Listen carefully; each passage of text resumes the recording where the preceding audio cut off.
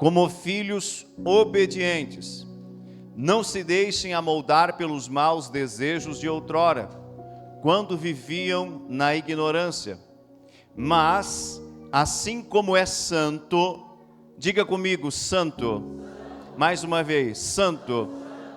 Mas assim como é santo aquele que os chamou, sejam santos vocês também, em tudo o que fizerem, pois está escrito: sejam santos, porque eu sou santo. Fecha a Bíblia, fecha os olhos, permita-me fazer uma breve oração. Pai, é com temor e tremor que mais uma vez estou aqui. Eu sei a grande responsabilidade que é estar falando a respeito da Tua palavra.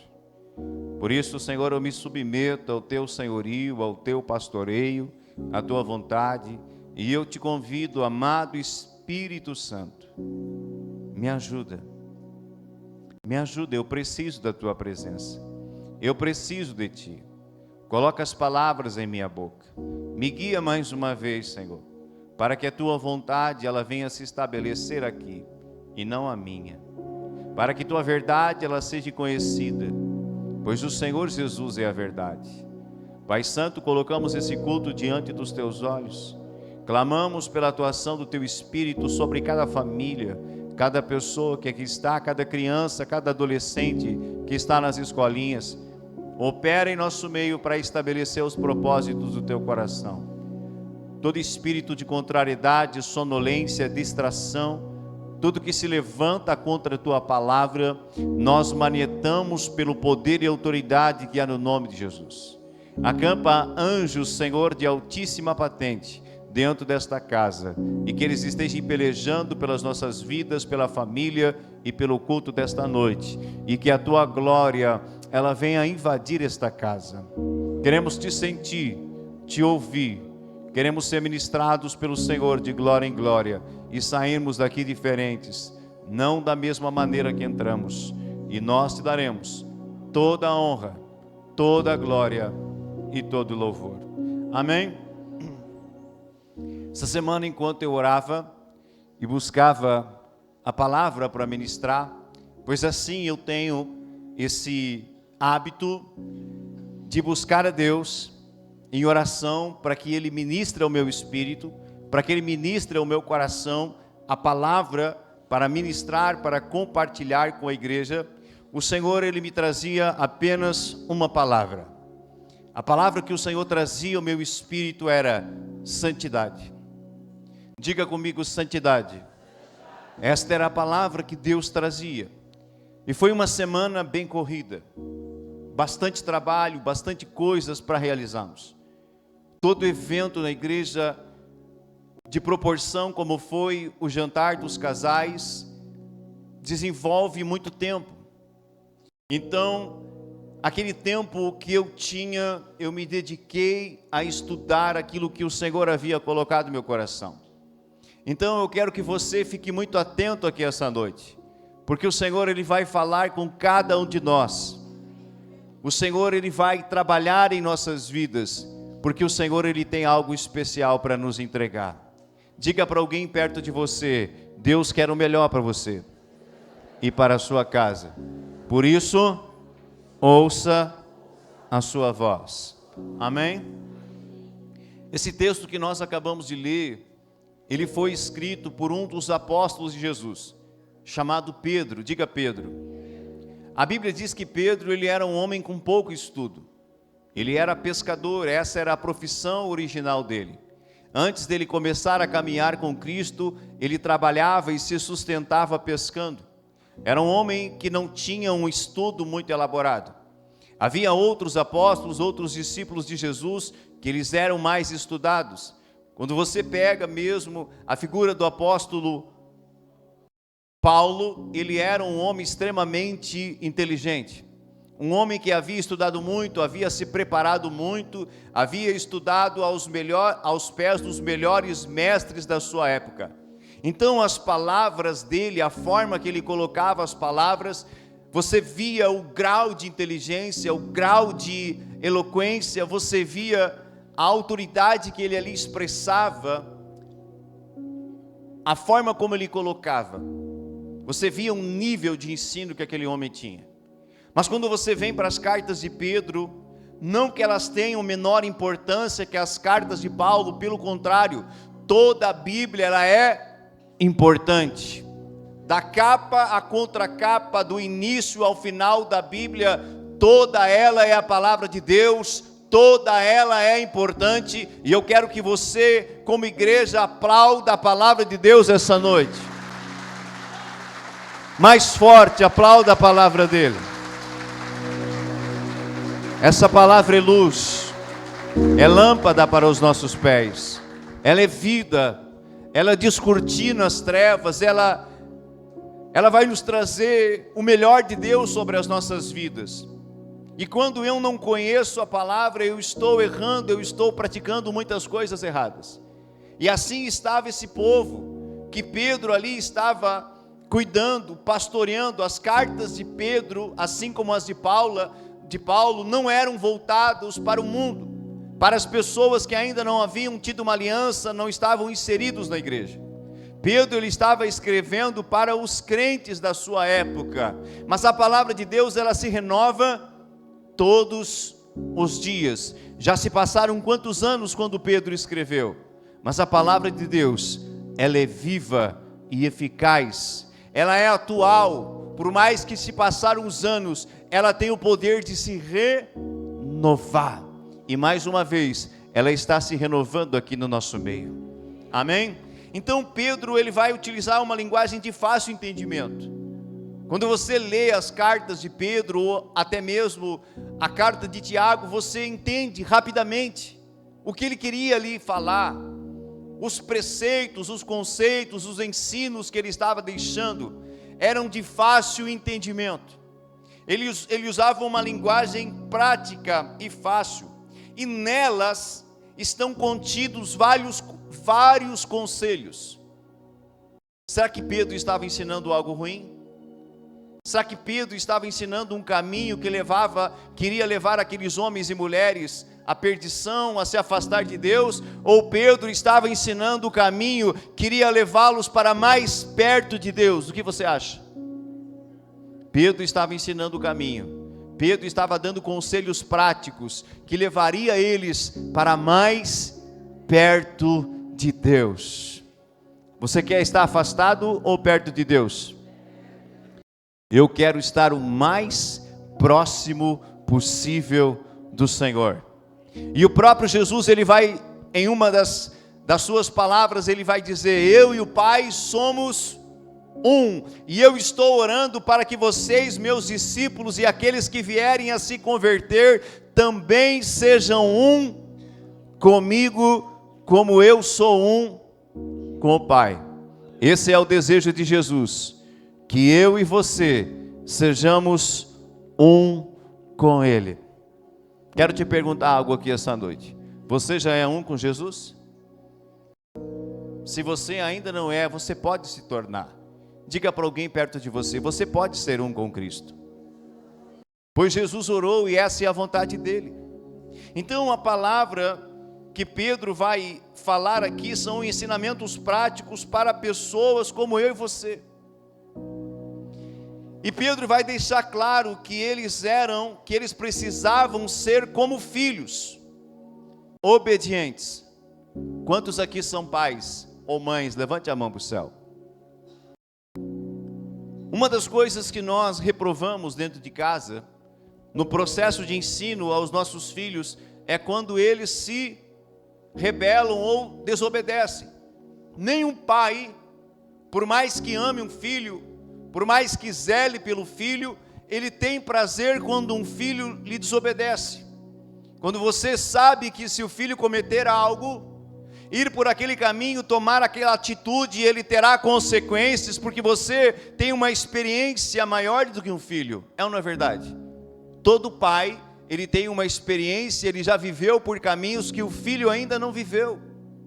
Então, quando nós estamos ensinando algo para os nossos filhos, nós como pais e mães que amamos, olhe para mim, você quer que ele te obedeça. Mas quando o filho desobedece, você gosta? Qual é o sentimento que brota no seu coração Quando o filho se rebela, desobedece, tristeza, ira, nós somos acometidos por vários sentimentos. E aí eu te faço uma pergunta: será que o coração do Pai maior, quem é o Pai maior? Deus, o nosso Criador. Como fica o coração de Deus? Quando um filho se rebela, quando um filho não lhe obedece, o coração do nosso Pai, ele também se entristece. O próprio Senhor Jesus vai dizer: ei, cuidado para não entristecer o Espírito Santo que habita dentro de vocês. Não entristeçam ele com a desobediência ou com as suas práticas erradas. Cuidado para não entristecer o Espírito Santo. Se o Espírito Santo se entristece, ele é o mesmo Deus, Deus também se entristece quando nós desobedecemos a ele. Amém? Então, a desobediência ou a rebeldia vai desencadear a disciplina de Deus. Diga ai, ai, ai. O que um pai que ama, uma mãe que ama faz com um filho ainda adolescente, ainda antes de chegar à idade adulta? O que um pai e uma mãe faz com o filho, Oscar? Quando eles se rebelam, desobedecem. Repreende, mas é isso que eu queria ouvir. Não fui eu que disse, foi Oscar, amém? A Bíblia ensina a disciplinar um filho. A varadinha. A Bíblia não está dizendo, ei, mate o filho, espanque o filho. Não. Mas a Bíblia ensina a discipliná-los. E quando eu ensino a criança no caminho correto, quando ela crescer, ela não vai se desviar. Então a disciplina faz parte do processo de crescimento e aprendizado. Quantos são filhos aqui? Eu fui disciplinado por minha mãe. No momento da disciplina a gente gosta? Não. Quando minha mãe me disciplinava, eu ficava assim, ó. Que raiva. Não gostava. Mas aquela raiva era passageira. E logo eu estava entendendo que ela queria o meu bem. E muitas vezes eu agradeci minha mãe. Ouça isso. Porque ela me disciplinou. O filho sem disciplina, ele está afadado, querido, a viver uma vida muito longe de Deus. Uma vida com consequências terríveis. Então Pedro estava dizendo para eles: vocês precisam ser como filhos Diga para alguém perto de você: filhos obedientes. O que você tem sido na presença de Deus? Não responda para mim, aleluia. Nem por mão do lado agora. Eu já fui filho bem desobediente. Eles também. Esse povo que Pedro estava escrevendo outrora, eles eram filhos rebeldes, filhos desobedientes, mas agora eles estavam entrando num processo de transformação. Quem está no processo de transformação, levanta a mão aqui. Nós estamos no mesmo processo que muitos deles estavam, de transformação, de mudança de mentalidade, mudança de atitude, mudança de comportamento, e isso muitas vezes vai requerer tempo, e uma determinação nossa também, um posicionamento nosso também, em obedecer aquilo que o Pai está nos mandando. Amém? Sempre haverá uma consequência para a nossa desobediência.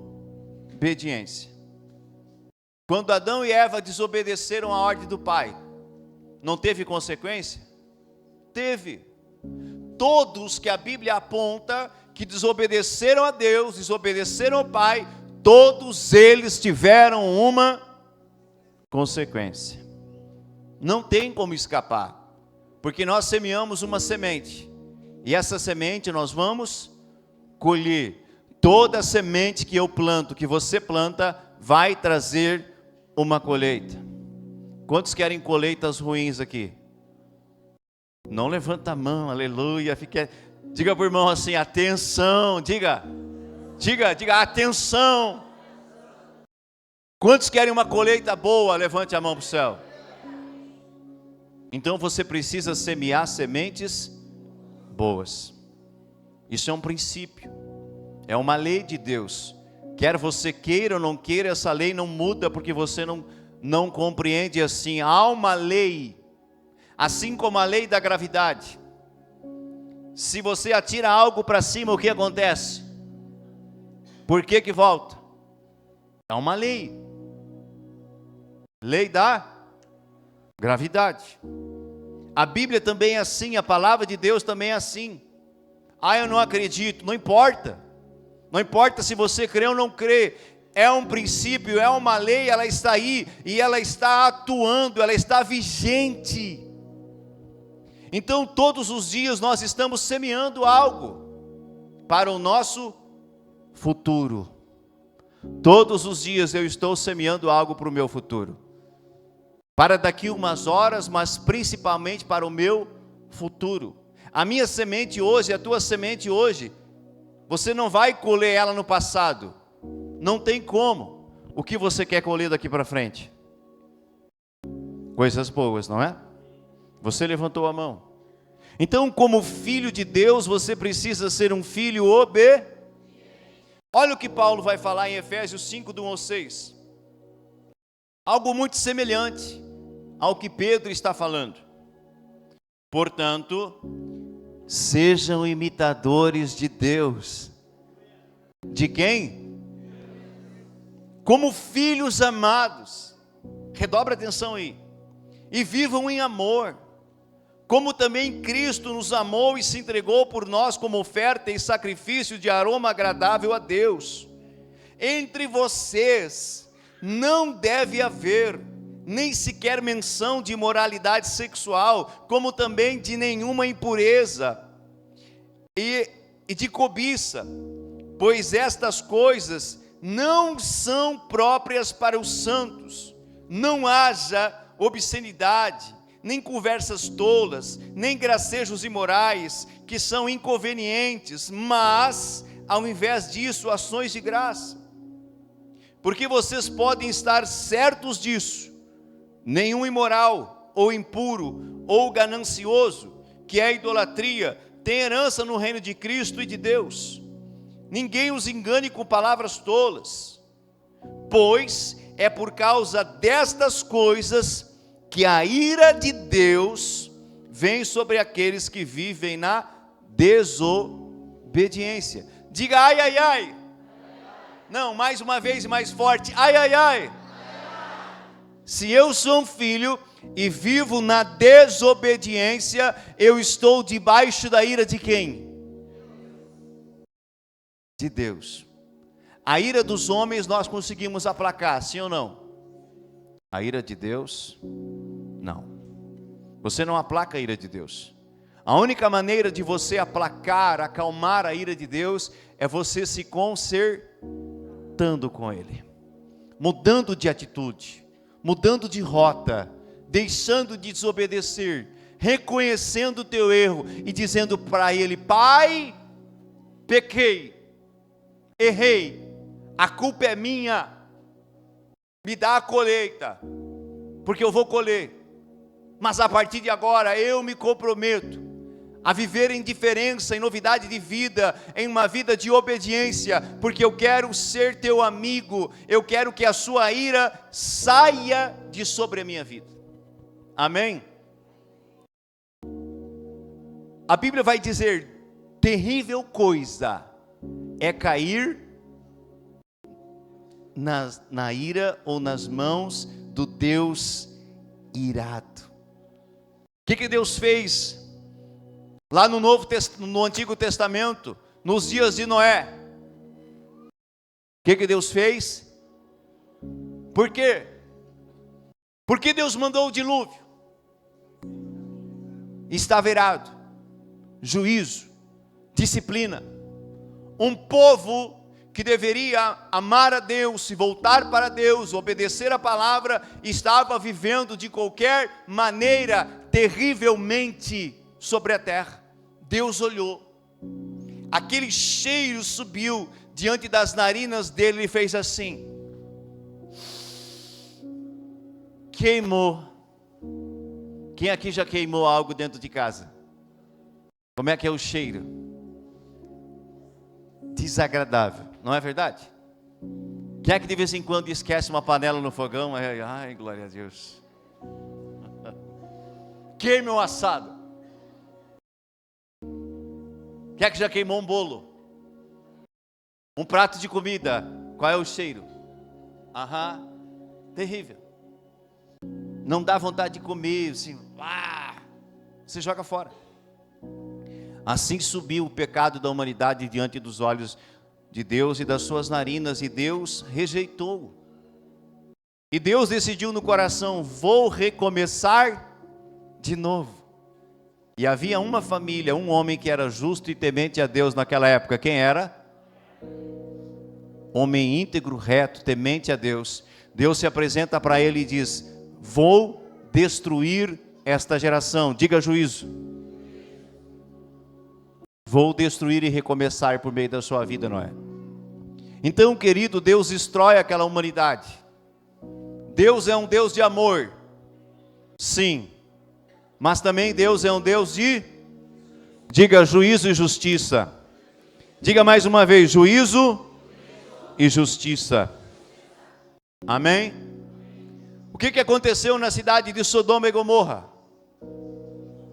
Deus destruiu com fogo.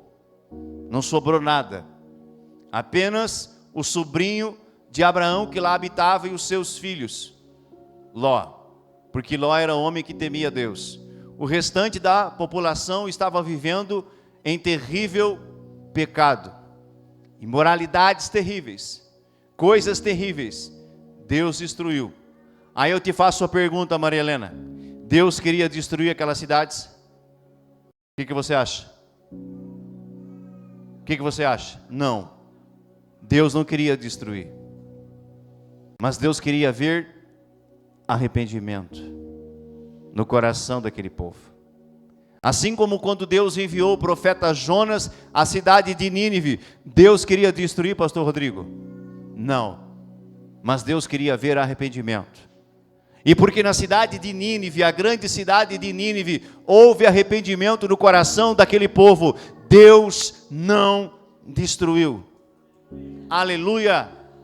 Deus não tem prazer em juízo. Deus não tem prazer em destruição. Não. Mas nós muitas vezes nos colocamos em situações onde a ira dele vem sobre a nossa vida. Ai, ai, ai, glória a Deus. Quando teu filho te vê irritado, e ele sabe que se ele te irritar, aquele nível, aquele ponto que você puxa a cinta ou a vara, ele já começa a dizer, não pai, não, não mãe, não mãe. É ou não é verdade? Porque ele sabe que ele atingiu o teu nível de ira. E aí ele sabe, agora vai vir a disciplina, e aí ele começa a se ajoelhar, não é, Débora? E correr para os nossos pés. O meu faz assim. Eu fazia assim quando era pequeno, quem mais fazia? É estratégia. Mas já era. Já era. Já estourou, já encheu o copinho, está transbordando. Aí, meu irmão, transbordou. Cuidado. A paciência e o amor de Deus tem limite. Ai, ai, ai.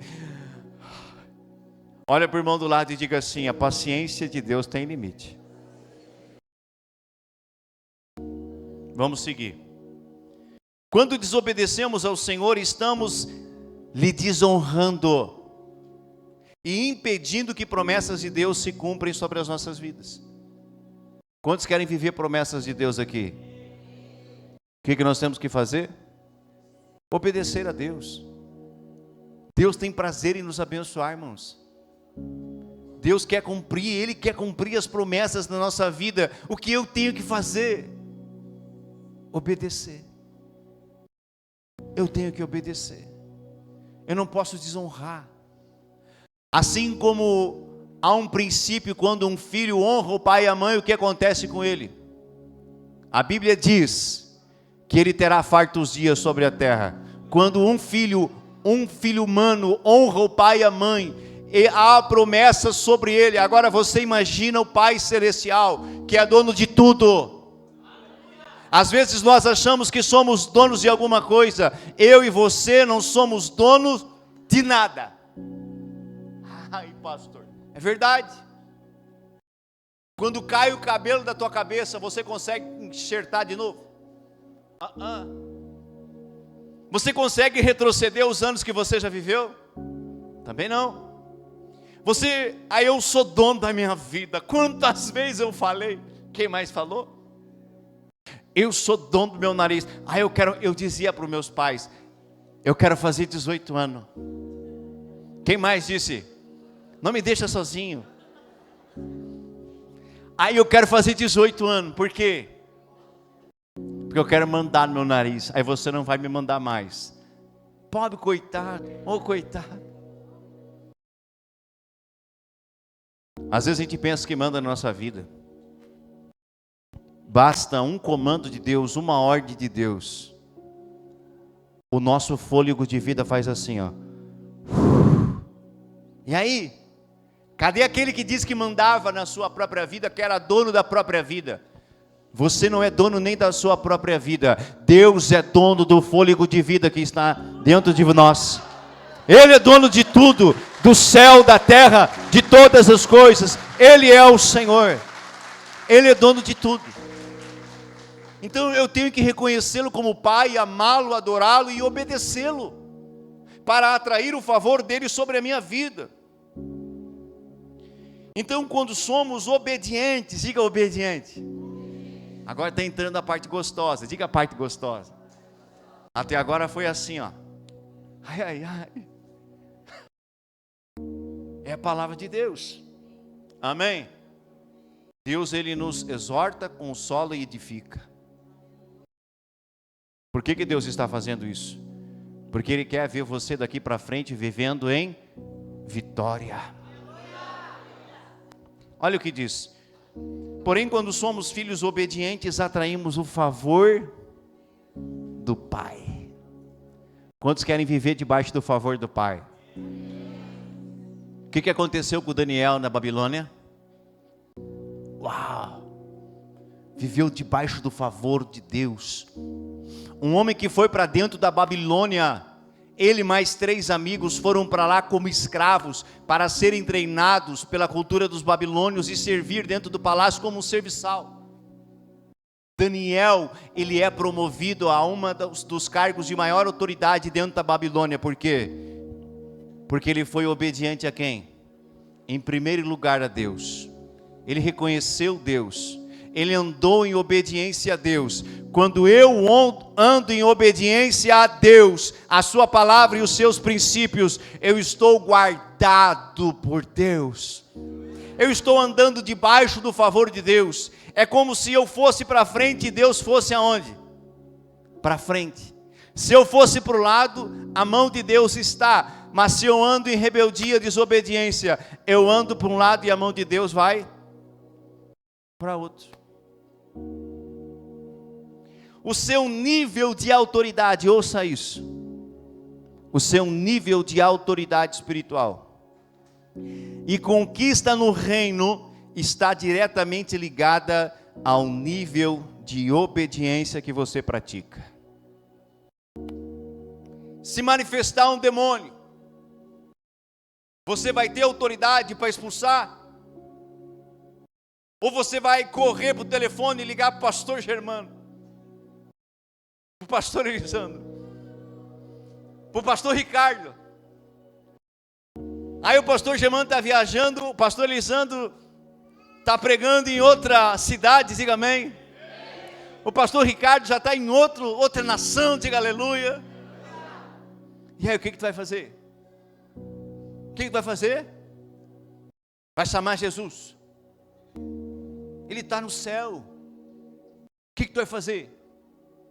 Esse é o momento que você, como filho, tem que saber quem você é, se levantar e colocar em prática aquilo que já está sobre a sua vida. Mas se você não carrega a autoridade que já foi delegada por Deus, o demônio vai olhar para você e vai dizer: quem tu acha que tu é para me repreender? Ai, ai, ai, oi, oi, oi.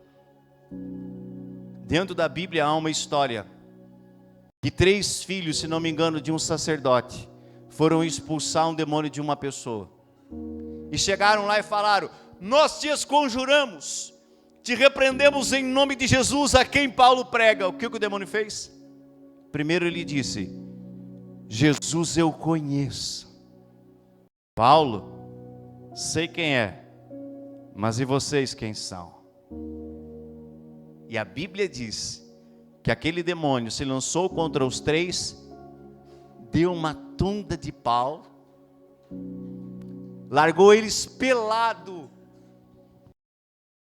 Ai, ai, ai, glória a Deus. Por quê? Não tinham autoridade. Por que não tinham autoridade? Porque não obedeciam ao Senhor. Querido, a minha autoridade espiritual está diretamente ligada à minha obediência aos princípios de Deus. Jesus já conquistou toda a autoridade no céu, na terra e debaixo da terra. Ele já conquistou. Não será conquistada, já conquistou. Ele disse: foi-me dada, Charles, todo o poder e autoridade. E para quem que Jesus deu hoje? Faz assim, diga assim: é para mim. É para mim, é para você. Essa autoridade que Ele conquistou, esse poder que Ele conquistou, é para mim e para você. Para quê? Para manifestarmos o seu reino e a sua justiça. Mas se eu não obedeço, querido, essa autoridade não se manifesta na minha vida. Ai, ai, ai. Termina logo esse culto. Não. Culto como esse você tem que ficar ligado e dizer: Senhor, continua trabalhando na minha vida, porque eu quero melhorar. Sacode a mão do lado e diga assim: é noite de melhorar. Isso aí, Mário. Gostei. Pedro era zeloso pelos irmãos. Quem acredita? Ele era zeloso por aquela igreja que ele cuidava. E isso fica muito evidente quando você lê as cartas de Pedro. Ele traz conselhos práticos, conselho que, se eles obedecessem, iria conduzi-los à vitória. Iria conduzi-los pela verdade, por caminhos bons. Então eu e você, quando obedecemos, nós vamos trilhar caminhos bons. Amém?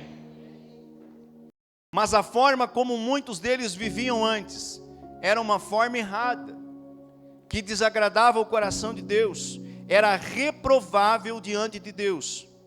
Mas o Senhor agora estava os chamando, assim como Deus está me chamando e chamando você que está aqui dentro esta noite, e aqueles que nos assistem pelas redes sociais. Deus está nos chamando para viver em santidade. Todos juntos. Quando eu falar em, você vai dizer a palavra santidade. Deus está nos chamando para viver em santidade. Mais uma vez, Deus está nos chamando para viver em santidade. Aplauda o nome do Senhor. Deus está nos chamando para viver em santidade.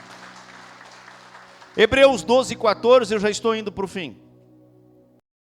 Esforce-se para viver em paz com todos e para serem santos.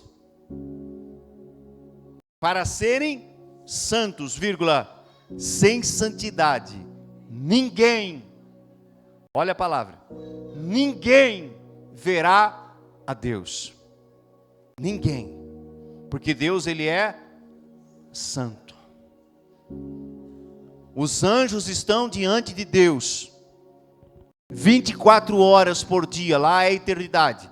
Mas trazendo para nossa tempo terreno, os anjos estão diante do trono de Deus 24 horas dizendo: Santo, Santo, Santo é o Senhor dos exércitos. O nosso Deus é santo. E Ele nos chama para viver em santidade.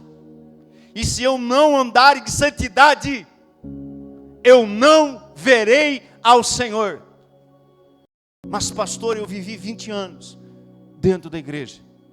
Se não viver em santidade, os teus 20 anos não valeram nada.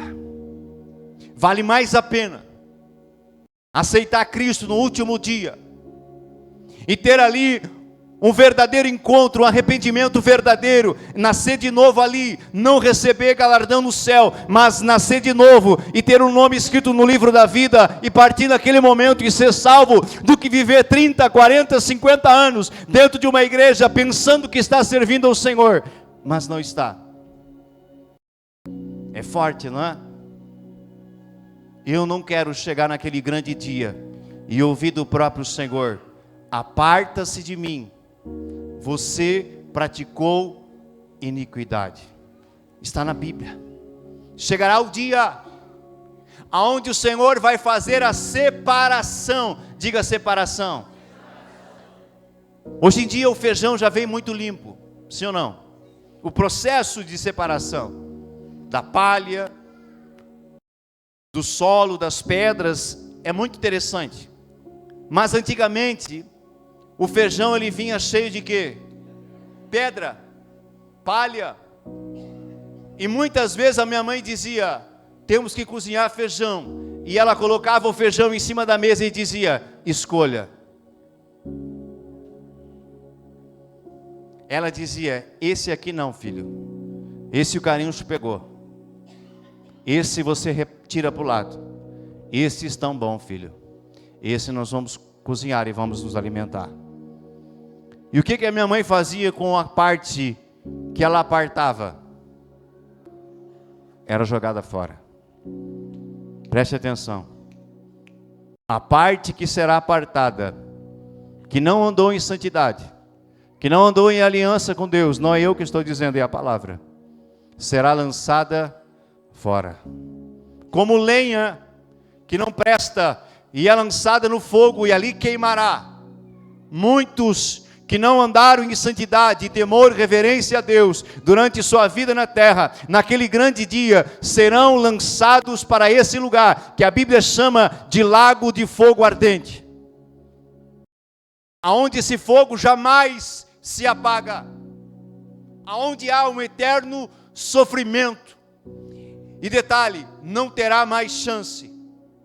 Hoje aqui, eu e você temos uma chance de nascer de novo, de nos consertar, de nos arrependermos e mudarmos de vida e garantimos a nossa entrada no reino celeste.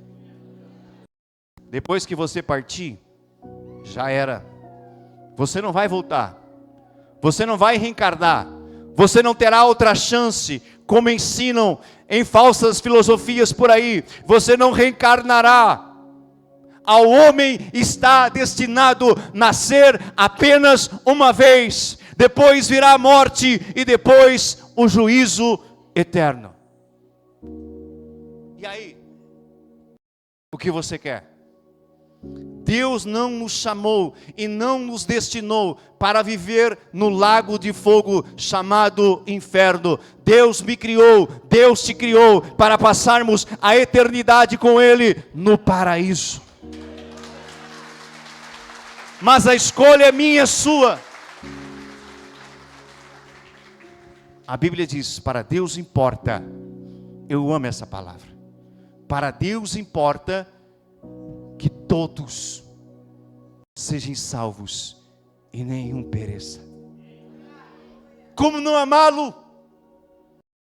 Como não amar essa palavra? Como não amar essa promessa? Para Deus importa que todos sejam salvos e nenhum pereça. Mas nós trilhamos o nosso destino. Olha para o irmão do lado e diga assim: você trilha o teu próprio destino. Eu trilho o meu próprio destino. E Pedro vai dizer para eles: sejam filhos obedientes, porque se vocês começarem a desobedecer, devagarinho, vocês vão voltar às velhas práticas que vocês tinham antes de conhecer a Cristo e a sua palavra, quando viviam na ignorância. Como é que uma casa cai? Quando você vê uma rachadura pequena, e você não dá atenção para ela, e passados os dias aquela rachadura começa a crescer. E crescer e crescer, quando você menos espera, aquela parede, aquela casa, ela cai. Abre um pouquinho a porta para ventilar. Queridos, são as pequenas coisas que eu não dou bola. As pequenas coisas que eu paro de obedecer. As pequenas coisas que eu começo a desprezar. E eu não me percebo. Não é as grandes coisas que nos derrubam. São as pequenas coisas que eu paro de observar, que têm o poder de me destruir. A Bíblia diz que as pequenas raposinhas destroem a vinha. Aleluia. Pedro estava dizendo para eles: sejam filhos obedientes, porque senão logo logo vocês voltarão às velhas práticas. Ei, Deus não quer me ver, Deus não quer ver você vivendo as velhas práticas, quando vivíamos ainda longe de Deus, debaixo da sua ira. Não, Deus quer me ver, eu e você, vivendo em... Diga mais uma vez. Mais uma vez. Mais uma vez. Deus quer nos ver vivendo em santidade. Mas o que é viver em santidade? O que é santidade? O que é viver em santidade? A palavra santidade refere-se à separação do pecado e consagração a Deus. Viver em santidade é você lutar para não mais pecar. Todos nós aqui, com exceção dos bebês, das crianças de colo, todos nós somos conscientes com relação ao pecado, sim ou não? Você sabe o que é certo e errado. Eu sei o que é certo e errado. Nós sabemos o que é certo e errado.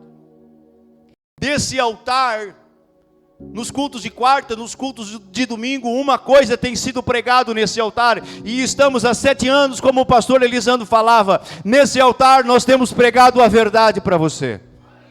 Se você caminha já há 7 anos conosco aqui, querido, nós não estamos inventando filosofias, nós estamos pregando a verdade. Então você está conhecendo a verdade que te liberta, a verdade que te transforma. Mas a decisão de obedecê-la de quem é, Oscar? É nossa. É nossa. Então nós estamos ensinando um caminho. O caminho das boas novas, que vai te levar para perto de Deus. Mas a obedecer ou não depende de nós. Então santidade é um processo contínuo de transformação moral e espiritual. Moral, comportamentos, ações, palavras, decisões, pensamentos, moral. É um processo contínuo. Quem está habitando dentro de nós? Quem está habitando aí? Espírito? Qual uma das missões dele? Nos santificar, nos levar à santidade, nos convencer do pecado, nos convencer do juízo e da justiça de Deus. Essa é uma das missões do Espírito Santo. Amém? Tinha coisas que eu fazia logo no início da conversão que hoje eu não faço mais. Por quê?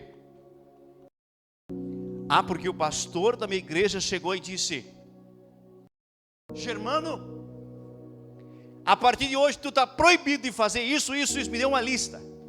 Foi assim?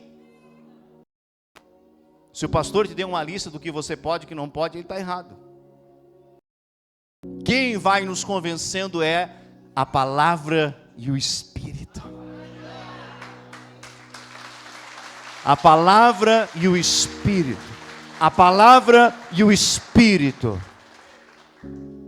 E eu fui mudando. Ninguém me obrigou, nem o próprio Deus. me obrigou a nada. Mas Ele vai nos revelando o amor de Cristo, a cruz de Cristo, o preço que Ele pagou. Ele vai nos revelando o sofrimento, Ele vai nos revelando as eternidades. E você acha que eu vou trocar as eternidades por Deus por 10, 15, 20 minutos de prazeres terrenos? Tudo isso é passageiro, irmão. Tudo que hoje os nossos olhos estão vendo é passageiro. Mas há uma eternidade duradoura que aguarda aqueles que estão andando em obediência e santidade, comprada pelo alto preço. Viver em santidade é abandonar o pecado. Abandonar o pecado. Vivendo em submissão e obediência a Cristo. Pastor Rodrigo, esse é o sinal que o culto está terminando. Aleluia. Para eles acessar o altar, amém? Respira, respira. Vai, respira. Isso.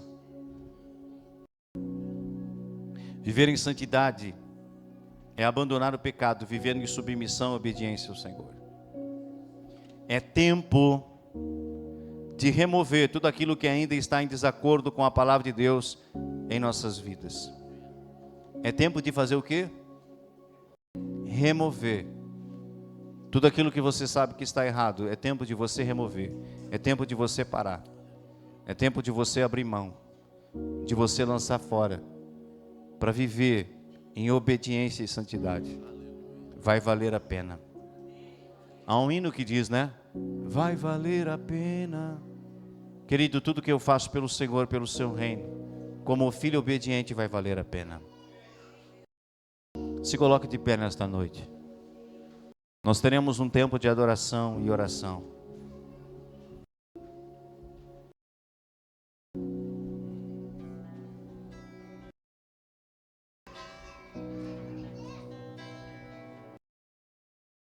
Aleluias.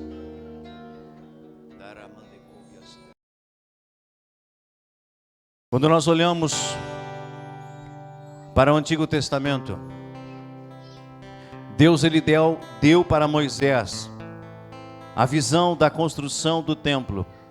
Como seria a forma de cultuar a Deus. Deus também deu em visão para Moisés como seria as vestes do sacerdote. Diga vestes do sacerdote. Tudo isso Deus foi mostrando, foi revelando para Moisés. E é interessante, irmãos, que uma das partes da vestimenta do sacerdote que ministrava diante de Deus, ele usava sobre sua cabeça uma espécie de uma cobertura, de um chapéu chamado mitra. Diga mitra. E nesse chapéu que o sacerdote usava, havia uma escritura em uma placa de ouro que ficava nessa região, diante dos olhos do sacerdote. E ali estava escrito: santidade ao Senhor. Por que Deus fez isso? Para que o sacerdote nunca se esquecesse. Aquela cobertura significava: acima de você, sacerdote, há um Deus. Toda palavra cobertura, ela está falando de paternidade, de pai, de alguém acima de você, alguém acima de nós, e esse alguém é o Senhor. Amém? Esse alguém é o Senhor. Então, diante dos olhos do sacerdote estava escrito a palavra santidade ao Senhor, para que ele nunca esquecesse como ele deveria estar diante do seu Deus, como ele deveria se apresentar diante do seu Deus, como ele deveria ministrar para o seu Deus. Diga santidade ao Senhor. No Novo Testamento, pastor Rodrigo, a Bíblia vai dizer que todos nós somos, diante dos olhos de Deus, sacerdotes. Olhe para o irmão do lado e diga: você é um sacerdote. No Novo Testamento, Todos nós podemos nos achegar diante de Deus. No Antigo Testamento, apenas o sumo sacerdote, apenas uma vez por ano, ele poderia entrar aonde estava a Arca da Aliança, símbolo da presença de Deus. No Novo Testamento, esse véu que separava o homem de Deus foi rasgado pelo sangue de Jesus, o sangue da nova e eterna aliança. Todos nós hoje podemos nos achegar diante do Senhor. Sacerdote santo, nação santa, povo escolhido e adquirido por Deus. Que privilégio! Nós não usamos a roupa sacerdotal dos sacerdotes levíticos, não usamos a mitra, não usamos a faixa de ouro que ali estava, a santidade ao Senhor. Não precisa mais estar fisicamente, porque o Senhor, Ele espera que isso esteja onde? No nosso coração. Jesus disse que a palavra dele precisa ser guardada onde? No nosso coração. Que essa palavra, ela venha entrar no seu coração, que ela venha operar na sua vida, que ela venha te impulsionar a viver uma vida de santidade, para que você seja aceito pelo Senhor e viva os melhores anos da tua vida nessa terra. Quantos querem viver o melhor ciclo, o melhor tempo de Deus sobre a sua vida, sua casa, sua saúde, suas finanças? Quantos querem? Levante a mão. Nagasubiarei calamantai. Santidade ao Senhor é chave para que você viva o melhor tempo de Deus na sua vida. Vamos adorá-lo. Vamos adorar o Senhor. Há uma unção de ousadia nessa casa essa noite. Há um trabalhar do oleiro extraordinário em nosso meio. Muito tremendo, muito lindo o que Deus está fazendo.